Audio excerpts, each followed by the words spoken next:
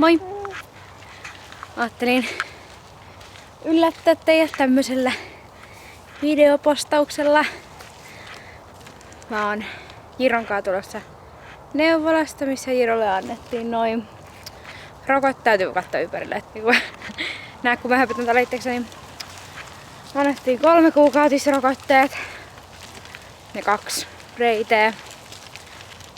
Niin hirvein kokemus. Mä pidin ensimmäisen rokotteen ja Jiro päästi jalkansa ja sitten tuli verta ja sitten tuli toinen hoitaja ja minä itki ja Jiro itki ja kaikki itki. Mutta mä oon alkanut nyt urheileen, aloittanut terveellisemmän elämäntavat. Jos nyt ei puhuta aamuista jäätelön syömistä, niin olen parantanut tapani. Joo, mulla on päällä mun uusi urheilutakki. Tällainen. Tadaa, tadaa. Jiro lähtee. Sitten mulla on uudet mun kengät. Tällainen. Mulla on uudet lenkkikengät. Ja Jiro nukkuu sikeesti.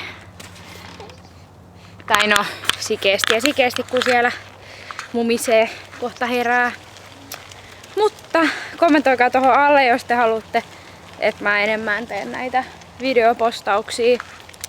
Ajattelin tässä, kun kaikki muutkin on aika lailla tehnyt, niin ajattelin, että minäkin repäsen ja teen. Joo, eli tämmöisissä maisemissa vielä tähän loppuun. Joten multa moikka!